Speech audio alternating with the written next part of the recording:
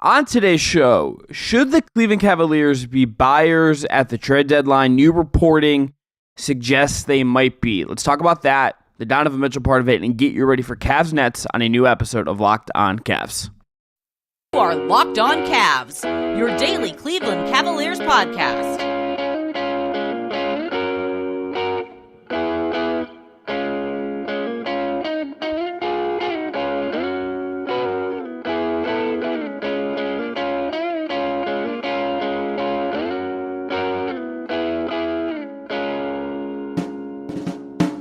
Today's episode is brought to you by PrizePicks, the easiest and most exciting way to play daily fantasy sports. Go to prizepicks.com/LockedOnNBA and use code all lowercase LockedOnNBA for a first deposit match up to $100. I'm Chris Manning. That is Evan Dammarell. Thanks again to Jake Stevens, as always, for his work on productions. Today's show is going to largely focus on the trade deadline, which is a little bit less than a month away. We're going to look at some new reporting from Mark Stein in segment 1 and 2, kind of detailing Cavs' needs, if they're going to be buyers, if their recent play should push them into being buyers, and all of that. And then segment 3, Cavs Nets Thursday afternoon in Paris. We'll talk about that game, previewed, what's at stake there, the vibe we're looking for, all of that and more coming up in segment 3 to get you ready for Cavs International. But Evan, to start with the Cavs being buyers, when you think about them based on being 8-3 without Garland and Mobley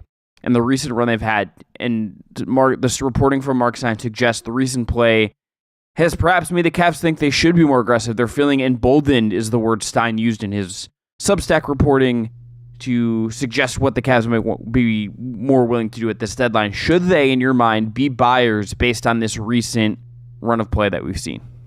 I mean, yes, I always felt that they should be aggressive leading up to the deadline to maybe make upgrades on the margins. We've talked about this at length on the show now. It's a wing that can play the 3 or the 4 and also stretch the floor and give you a little bit of that rebounding edge that sometimes the Cavs need. Not Kevin. Rebounding, I don't know, either way. But yeah, I think it is encouraging at least to see the Cavs are remaining competitive. Like, credit where credit's due. JB Bickerstaff has not lost the faith of this locker room despite, just blow after blow after blow this team has dealt with to start the season and continues to deal with. And I think that 8-3 mark certainly does give you reason for optimism if you're Cleveland, just because, like, hey, our best player in Donovan Mitchell and our all-star big man in Jared Allen have been stepping up. Let's continue to accentuate and round out this rotation. But right now, the Cavs are a team that technically have 13 players under contract. I think Craig Porter Jr. is that two-way guy who's in that gray space. Just because he's on a two-way, he's technically not under contract. But they do have 2 open roster spots that they could play around with and kind of maybe do something fun with. And some guys they can work with on the margins, whether it's like Dean Wade or Karis LeVert if they wanted to get really spicy with it. But I have my doubts they move LeVert. But yeah, like, if the long plan is to convince Donovan Mitchell to sign here long term, you need to remain aggressive. You need to keep making these quote unquote winning moves to make Mitchell feel satisfied and feel like the team isn't being like complacent when they need to be more dynamic than static, especially, when they do have a legitimate shot to crack into the top 4 of the Eastern Conference, maybe even the top 3 when they are healthy. I would distinguish, I think, this in a couple ways. I think buying makes sense. I think trying to add and not be the Hawks and maybe take some kind of a step back and really reset your team right now, I don't think that's where I would go. I also, Evan, would not look at this run and think that is the reason that I am buying. No. I think that's where I would draw the line. I think if you're saying 8-3, this run, the way they're playing, let's buy because of that, I think that would be a mistake. I think that's how you can get ahead of yourself. I think some of the stuff they're doing now is not going to scale when you get to the playoffs. Like, Dammarell, as good as he has been, I don't really know if that's a playoff guy. I don't know if some of what they're doing is how they can even play when they get everyone back, which is a bigger philosophical roster question they're going to have to, I think, address at some point. But I think trying to buy makes sense. I think trying to improve on certain spots makes sense. This is a group that I think very much wants to make up for last year. We've known that since, I think, the day the season ended last year. I think the question is how aggressively can they buy is more than anything else. And we'll get into needs more in segment 2 and kind of what they're looking for. And I think also why that's not necessarily the easiest thing to be shopping for, given the state of the league and given their assets. But buying makes sense. I think how much they try to buy will be interesting. They don't have a ton of stuff. I think they're going to be competing against other teams. But I think considering they're 21-15 right now, that's even with Miami and Indiana. That's a half a game ahead of Orlando, who's 21-16. It's right behind the Knicks, who are 22-15. They're very much in the thick of it for a top 4 seed in the East. You have guys right now that are good. You've maximized whatever this little run is with all these injuries. Buying makes sense. And I think, and the only way they should not buy is if they got into a place where like Atlanta got, where they were like well under 500 right now and staring down something much worse than they are right now.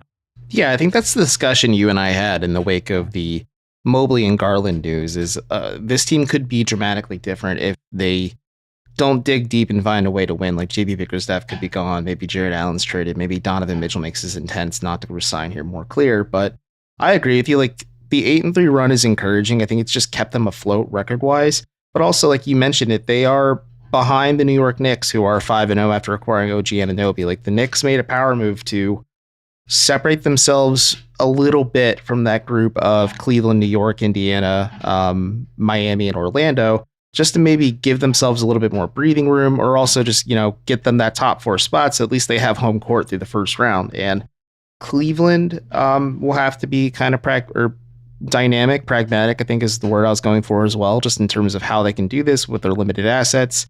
I do think Stein has noted this, and I think it's been well reported at this point. It remains to be seen what teams are willing to be the quote unquote sellers or willing to talk shop at the deadline. Like, still surprised, but also not surprised that the Pistons are trying to make a move. I know they are in the mix for Pascal Siakam, according to reports, so we'll see where that goes. But you have to look at the scope and the canvas of the league, and like you said, where the Cavs need to make an upgrade, it's kind of few and far between unless Cleveland is willing to crack a couple bigger eggs that they may have that, at least to me, seem a little bit foolhardy to move, especially when you scale this back up. So what would you say? What eggs are you? Let's be specific. What eggs are you referring to? Isaac Okoro, Karis LeVert, unless like you get like a dramatic, even Max Strus, if you wanted to entertain those conversations too. I mean, your untouchables on this team are Mobley, Mitchell, and Garland. I think Allen, again, you have to get a very, very strong offer to be convinced to move him and really shake things up like that, especially with how well he's playing. But the Cavs are top heavy. They have to be mindful of the fact that they are almost in the luxury tax threshold and they have limited assets. And I guess some of their more attractive assets, if they're willing to entertain trading them, are Isaac Okoro and Karis LeVert. But with how well those two are playing and also like the juice or the return may not be worth it, you have to wonder like what kind of offers Cleveland willing to entertain if those two ever came up in a conversation. And those are the bigger eggs to me because they don't have first rounders to trade unless it's like a 20-30 pick swap. Yeah, they can trade their own pick at the draft, but that's obviously not something you can do now. You can, and there's the Mitchell part of it, which Stein again has been the bajillionth person report that they're pushing back on trades, that they are not going to trade him right now. So that would lead you to think they're going to try to buy. I think that even just that alone would signify this is more of a buying team than not, because if you're going to keep Mitchell and your goal is to get Donovan Mitchell to sign an extension in the summer, which Stein again is among the other people reported that a lot of people don't think that's going to happen, which again, we'll see where this ends up. You kind of have to buy at that point. I think you kind of need to throw some chips in the basket. And again, there's a lot of time until the deadline. We're seeing some deals now. We've seen the OG deal. There's the Siakam stuff accelerated, and then it seemingly died due to perhaps the leak getting out and annoying someone in that process. There's gonna be more in the next month, I think, ahead of the deadline. I don't know if anything is massive, but I would be surprised if the Cavs are one of the teams that don't ultimately do some kind of trade based on everything we know, and if you just logically think about it for a little bit of time. Coming up next, let's talk about needs.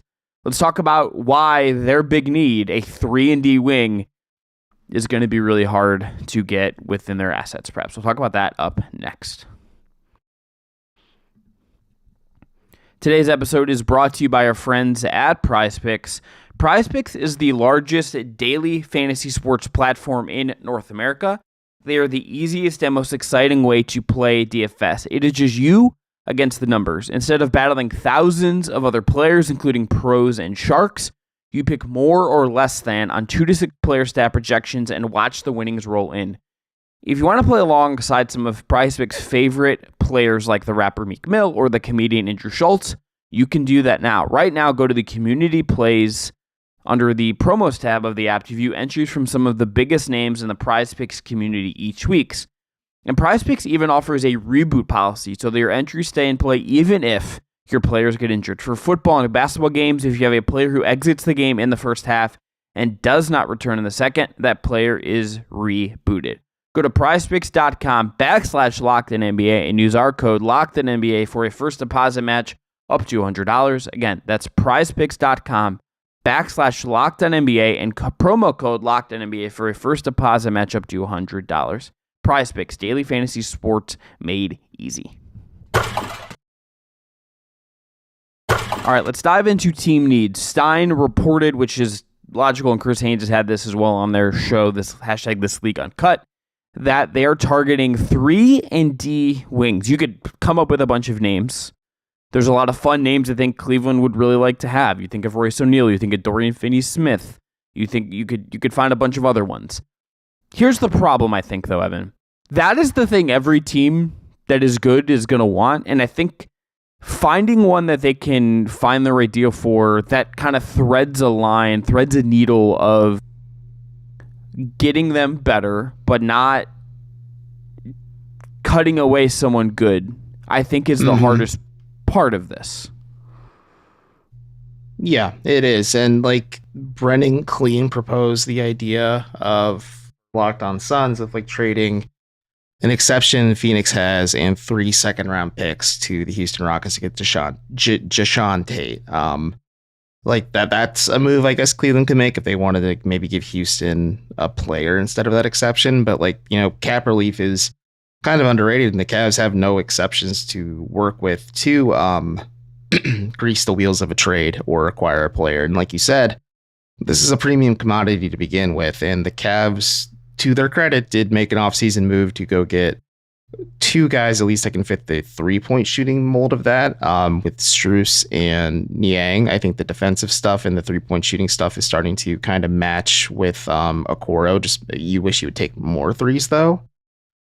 It's just hard because again, like a lot of teams aren't really readily willing to give that up unless like you're willing to give up something of value in return, or the Cavs are just too asset strapped just to make like a picks for player type trade, and also financially they're too strapped to make a trade like that. The financial part of it is also just interesting because it's not been fully. We don't exactly 100% know what Rubio created. Brian Windhorst did say on the Hoop Collective that he gave it back about half. So let's just assume they have about mid-level exception money now under there. That means depending on what they, let's say, convert Craig Porter Jr.'s contract to and they still have an open roster spot, you could do something with. I also just think the guys that I would want to trade on this roster, it's like Dean Wade at 5.7, and then you have Ty Jerome at 2.4, and you have Damian Jones at 2.3. Mm-hmm. That's kind of the guys I'm looking to move. Okoro would be an easier salary to do something with at 8.9. Bigger number to match. It's like more 1-to-1, let's say, with like a Royce O'Neal in Brooklyn. But I kind of would just rather keep Okoro than not. I don't think you're trading Strus. I don't think you're trading LeVert. I think it would take something crazy, and I think more likely in the offseason for a Jared Allen trade if that comes to fruition.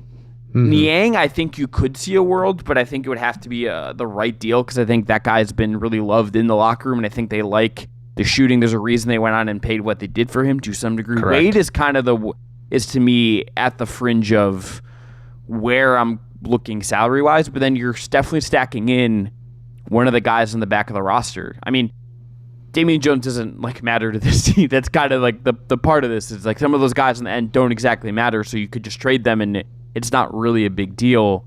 Mm-hmm. But it is going to take some stacking and some creativity. For what it's worth, Damian Jones and Dean Wade to Brooklyn for Royce O'Neal does work salary-wise. The Cavs take back a little bit more money. It's like $1 million extra, so you'd have to consider that.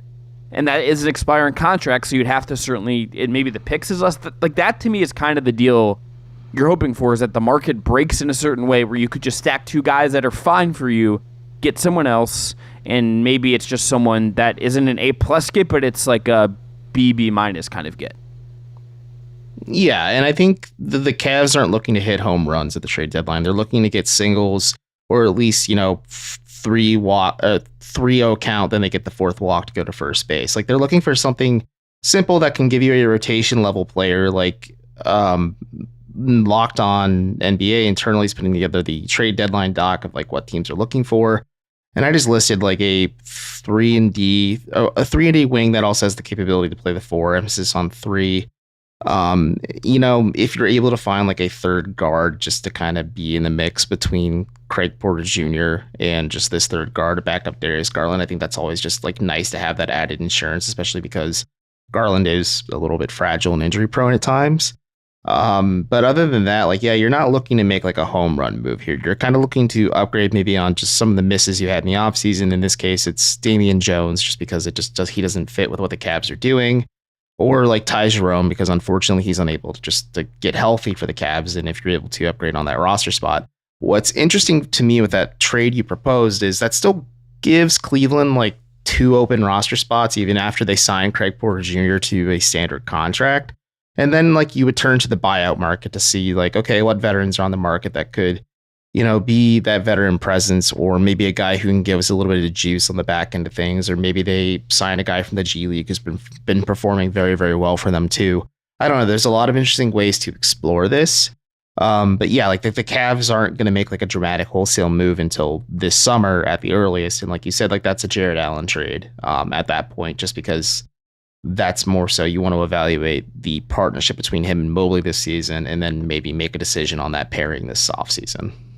Would you prefer more of a guy who leans into the 3 side of it, or do you lean into more of the D side of it? I lean more into the 3 side of it, just because when Evan Mobley is healthy, and if you're running like a unit with just him and Allen, or just one of those guys, like you have enough defensive coverage from those two. If they get blown past on the perimeter, let them kind of cover it. I think they're both Mobley more so come defending in space. I think Okoro's really stepped up in that regard. So is Strus and LeVert. Like I think the Cavs can kind of not cobble together, but play passable perimeter defense with what they have at times. I just think they need more 3-point shooting, because that's something you and I talk about quite a bit when it comes to Dean Wade. Is he gives up a couple open looks every game, and you wish he ripped it a little bit more. But like he plays fine defense, and I think if you can get a guy who can play that passable defense like Wade does, not to maybe the level Wade does, but with more 3-point volume, that's what you're looking for. I think it's the 3. I think even with some of what I think is working right now, not being totally 1-to-1 continued when everyone is healthy, I do think the 3-point emphasis has been additive to not just the results, but I think it carries over to Strus, it carries over to Niang. It is like this cascading effect of more 3s, and you're just also not going to get someone who's perfectly balanced on both sides of the ball in this market at what the Cavs can pay. They're not. You're not going to get someone who is like OG Anunoby's You're not getting not Mikal even like Bridges, like no, a guy like and even that, or even like Cam Johnson. And like Cam Johnson's also just like not a good defender, but like someone like Jason Tate. Okay, let's say you go that route. That's more defense. He's shooting 33% from 3 this year. It's 31% for his career. That's not really a spacer. Royce O'Neal is 30, and and he's a good shooter. We've known what he is though for a long time, where he's like a solid team defender, but he's not, an elite defender. So you're not getting that. That's the kind of thing you're going to get. You're going to get something that is not 1-to-1 even on both sides. You're going to get some that tilts more than one way. And I think if you go back even to media day, Evan, what did Kobe Altman say about the moves they made? It was about the offense getting better. It was about improving the offense because they felt that's what failed them in the playoffs. If we're taking that information, the way they played lately, all of that, that would lead me to think that you're not going to see them buy another wing who's going to get ignored in the playoffs. You're going to probably buy someone who can let it fly. Maybe a version of Sam Merrill who you feel more confident is going to hold up better in the playoffs. Yeah, and if you wanted to really juice your chances early with Donovan Mitchell, getting one of his best friends from Utah, Royce O'Neal, certainly helps your case. And then you could just kind of keep doing this small peppering of guys he liked in Utah or whatever, or just guys he likes in general. But also Royce O'Neal just makes sense for this team. That's a guy we've been talking about for over a year now for the Cavs to try and acquire. And here we are, almost less than a month away from the trade deadline. And Royce just kind of makes sense for this team. And yeah, if you want to do right by Donovan Mitchell and make him feel more inclined and you're getting his guys, it goes a long way over the summer. Speaking of the Brooklyn Nets, up next, we're going to preview Cavs Nets. And by the way, Brooklyn not playing particularly well as of late. Perhaps that makes them a trade team. It also, I think, makes them a good opponent for Cleveland to continue their recent run of good play. We'll talk about that game up next.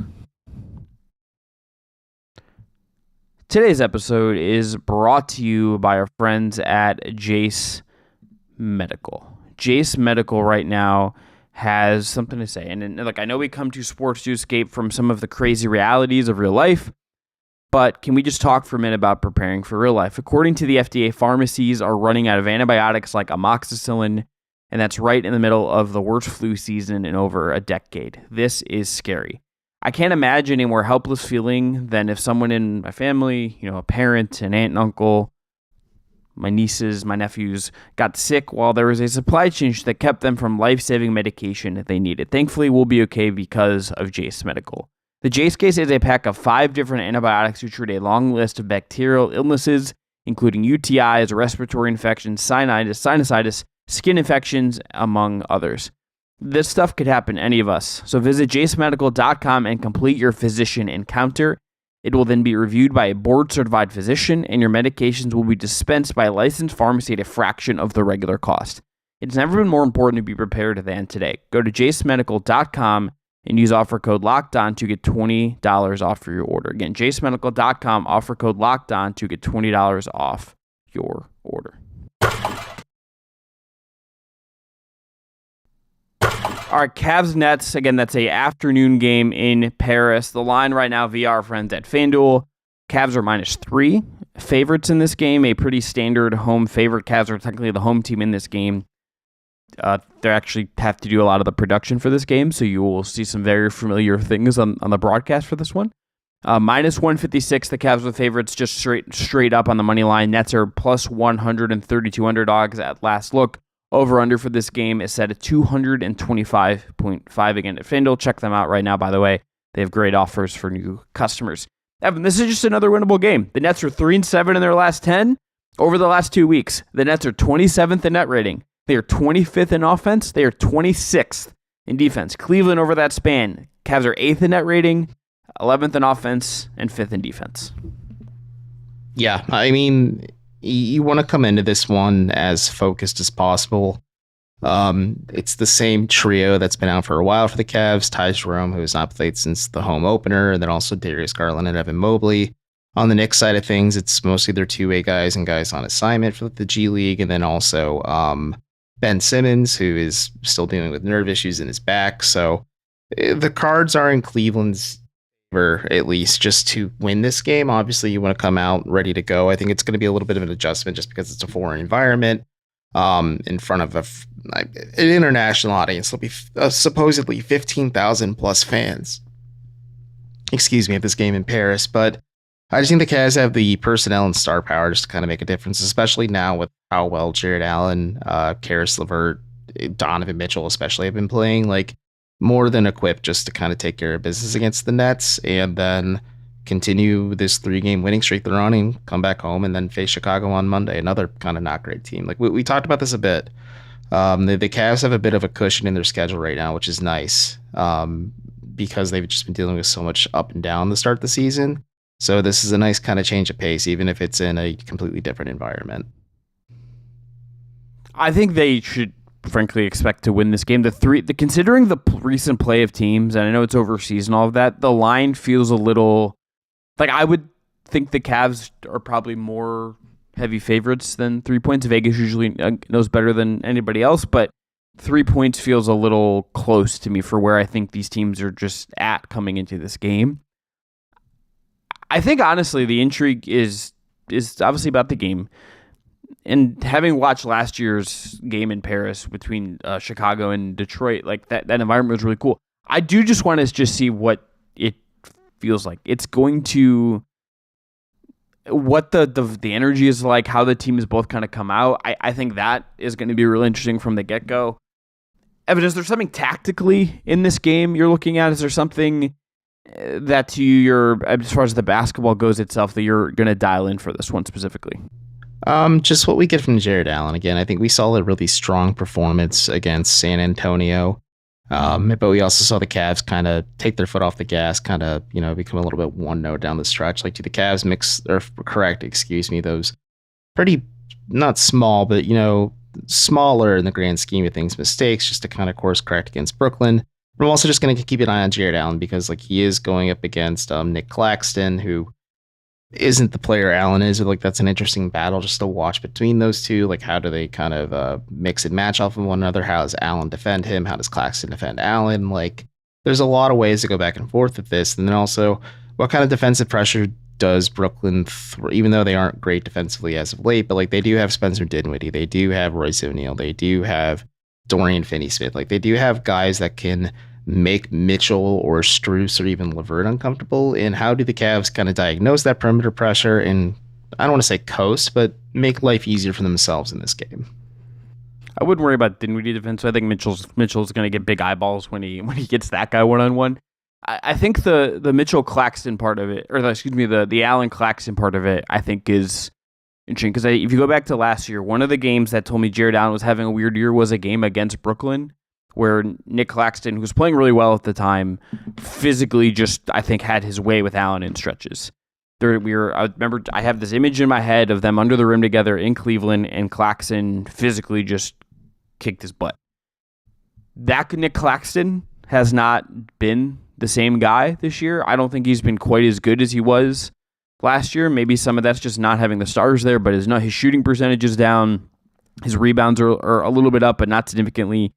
You watch him, it doesn't feel like quite the same impact that he was having at his best last year. And I think there's the way Jared Allen's playing, you'd expect him, I think, frankly, to dominate that match. And when he does it again, just continues a really great run for Jarrett. You can keep telling yourself maybe that he's an all-star candidate, and that's certainly the kind of thing that will fuel the numbers, at least for him, if he's going to make a late push for an all-star spot this year. But I think that's the right matchup. And also just anytime Donovan is defended by McHale, I think that's always just going to be that too. Really, that's the guy. I mean, that's, if you're talking about a defensive guy that's going to cause issues for Cleveland, it's Mikal Bridges 1, and it's a larger gap to number 2 for me. That's completely valid. That was a brain fart on my part, but like that'll be a fun matchup too. Like Brooklyn has a lot of like really fun rotation caliber guys, or like high upside role players, like like in that Max Strus vein, or maybe a step above if it's Mikal Bridges, who I think could be like a very good second or third option on like a high level championship team. And we've seen him as like a third option on a great team, obviously, in Phoenix, Yeah, and it's just like the Nets are a very good foundation. I think they are a lot of pieces away to finding what that foundation probably is. But this will be a fun matchup regardless. Like I think if no matter what, like everyone's gonna have a good time in this game. But also I just kind of expect the Cavs to pull away at some point and then never really look back.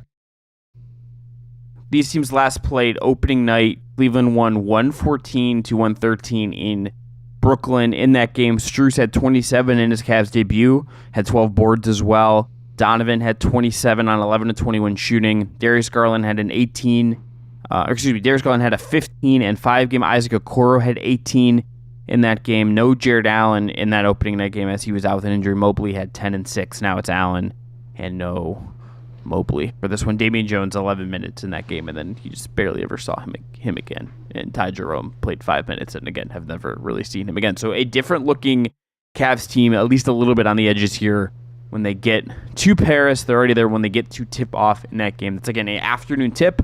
We'll have a recap up of that game as soon as humanly possible come later in the evening. That'll be it for today's Locked On Cavs. I'm Chris Manning. That is Evan Dammarell. Thanks again to Jake Stevens, as always, for his work on production. Again, back at you tomorrow with more Locked On Cavs and covering Cavs Nets from